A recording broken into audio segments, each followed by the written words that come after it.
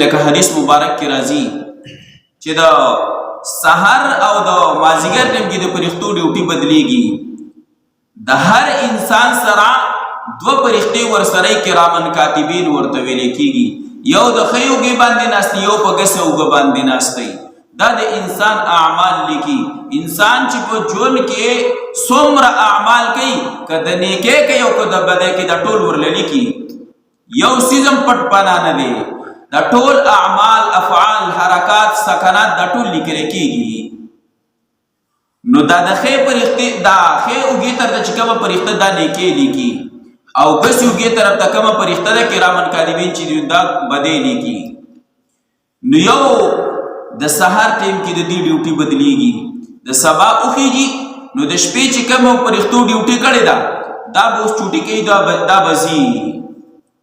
او دا عام طور ډیر داسې کېږي، لکه مثال په طور په دې کارخانو، فیکټرو، مختلفو ځایونو کې سیکورټۍ والی، نو د شپې د یو ډیوټي او د ورځې د بل ډیوټي بیا ډیوټي بدلیږي.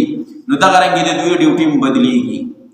د شپې چې کومې فرښتې راغلې وي هغوی ډیوټي وکړله، هغه به اوس چې دی رخصتېږي ځي به.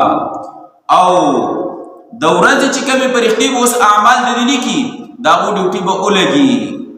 نو چې څنګه د مازدیګر ټیم کې دا منځ د مؤمن چې دا په دوو رجسټرو کې لیکل کېږي، دغه رنګې د سار دا منځ هم په دوو رجسټرو کې ولیکلی شي.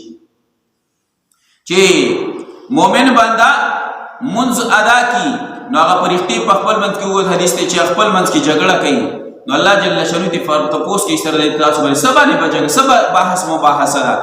نو یو ورته وایي الله دا عمل ورله موږ ګوره ټوله شپه ډیوټي کړې چې د اخري عمل خو ورله ولیکو که نه.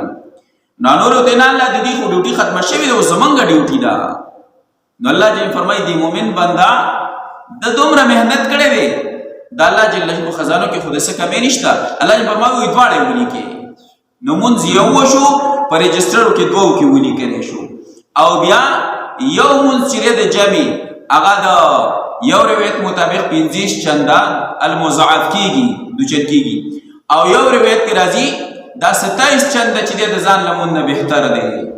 نو چې 27 او 27 په یو رجسټر کې هم 27 ولیکلی شي، په بل کې هم 27 ولیکلی شي. او بیا من جاء بالحسنة فله 10 امثالها، الله چا یو نیکي راوړه موږ ورله 10 چنده ورکو.